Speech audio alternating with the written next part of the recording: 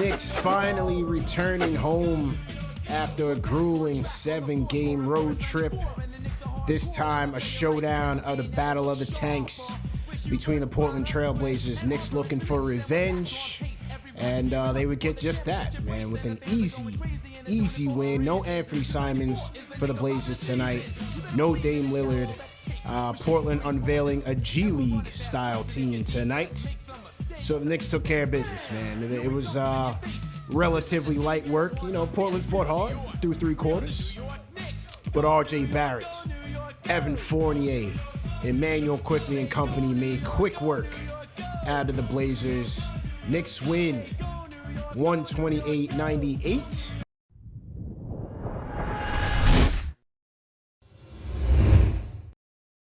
Light work tonight. And it started off with RJ Barrett with a easy, efficient 31 point, 5 assists, 4 rebound, 2 steal, 1 block, 10 of 20 from the field, 50% from the field, 5 of 11 from downtown. Kid didn't even look like he broke a sweat out there. So very easy effort for RJ. I thought he had it in his bag from beginning to end. Looked great out there. Looked great as a playmaker. Great as a scorer, and it was good to see him have it going because, you know, our other guy, Julius Randle, didn't. You know, 5 of 18 for Julius. It was a struggle for Julius tonight, although he did get sink 10 of 12 free throws and still finished with 7 dimes and 9 boards. So Julius contributed in other ways, but scoring he did not. So RJ picked up the scoring load. So did Evan Fournier. Thought Evan Fournier had a pretty good game today. 14 points, 6 dimes for Fournier.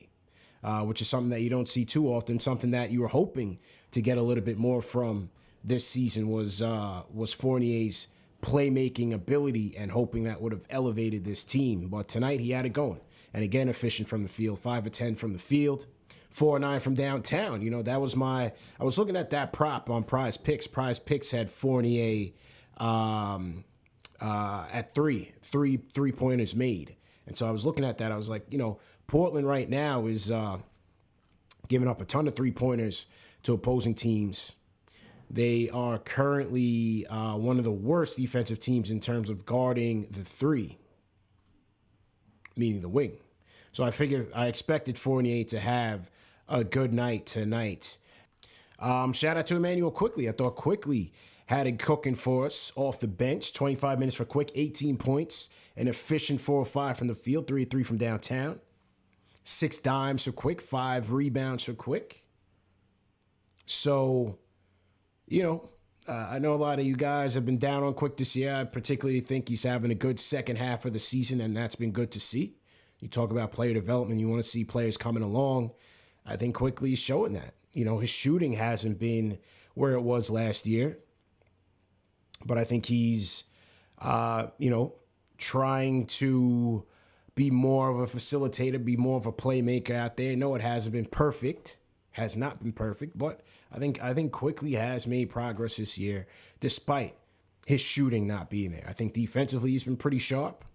As a playmaker, I think he's had some high moments. Again, not consistent every night. He's on the boards a lot lately as well. Sims chipped in with 5, McBride with 7. That was pretty much it, man. This was an easy night for the Knicks.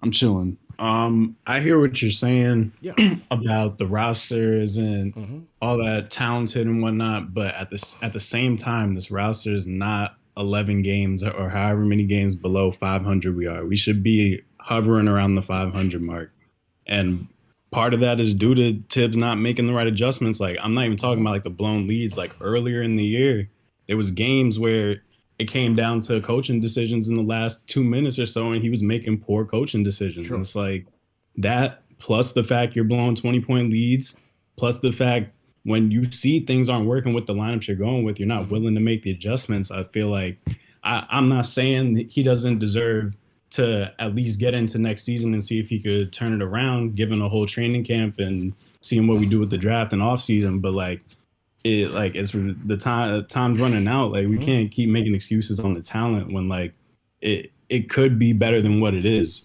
I'm not saying we're we're a 6 seed or we're a 4 seed like we were last year, but we should definitely be in the same range as Atlanta and Charlotte. And So they made moves to get him talent midway through the season. They got him Cam, who, I mean, I know you're not high on, but when he came back in the Eastern Conference Finals last year after not playing for 2 months, and he was an immediate contributor for the Hawks. Like he's dropping 20 points and clutch performance and stuff like that. I'm saying like the talent is clearly there. Okay. What happened last year with the Knicks? Why'd they win? I mean, that was part of overachieving. I think a lot of other teams were tired because of the short turnaround. Like it is what it is. Sometimes you're gonna overachieve at the same time. Like we could take a step back, but not this big of a step back. Like I hear what you're saying. Like it's not the most talented roster, but there is some talent there to at least be. I think at least a 500 team. Like I think this team should be around 38 wins at the end of the year, but we're not going to be close to that. And part of that is due to Tibbs just not making great decisions coaching. I feel like we didn't win a game tonight. All this going on, you know what I'm saying? I'm you know what I'm saying? It's just so many different things going on. But I'm gonna tell you like this, man. And y'all all know this. Everybody in the chat, you know this. You know Tom got problems with X's and O's. You know he got problems with playing young kids at certain times, you know what I'm saying? Because he played other guys with too much time. You know he got problems with making X's and O's and calling timeouts and developing plays and all that. We know all this, but you knew that last year. Where was all this conversation that last year? A lot of y'all that be typing in the chat and making these phone calls and not have all this going on last year. You know what I'm saying? But I don't, you know what I'm saying? I don't say that we do need somebody else in, but it's not all on Tom's fault, man. I point my finger all the way to the office, man. I told y'all 2 weeks ago, when Leon Rose got in that chair, that man had a clean slate. Mills and them left him a clean slate. They left him cap space. They left him with a bunch of picks. The first thing he ain't signed Julius Randle. He ain't picked RJ. He did none of that. He did none of that when he came to the office. He done none of the things to help, get this team going in the right direction. You draft no point guards, you trade for no point guards, you sign for no point guards, and then the point guard you should have drafted in Halliburton in Obi's spot. Let him go somewhere else. So what is he doing inside that chair? You trade away picks for guys that come over into the team that you don't even go down there and tell the coach he need to put him in the game because I use a draft pick. I don't see nothing what Leon Rose is doing to help benefit this team. So if you want to get rid of Tom, don't leave Leon with him. Don't leave Leon behind. Take him with you, you know what I'm saying? Because he's the one up there in that office. He's the one making the decisions. He's the one making all the choices. He's the one that's, you know what I'm saying, that say, go get this person and that person. But you know what I'm saying? You talk about how Tom looked like this back in the days and he's running the same play. Greg Popovich been doing and running the same play. And no, I'm not comparing Tom to Popovich. What I'm trying to tell you is in San Antonio, they go get the guys that recognize his system so he continue to look good with the same system. You need to go get the type guys that'll work inside Tom's system and let him look good, you know what I'm saying? But you're doing all types of other different things, going to get my man friendship, relationships, things that don't work, you know what I'm saying? It's a party, it's a club and all that. We trying to play basketball here, man. Get your mind right in the office, you know what I'm saying?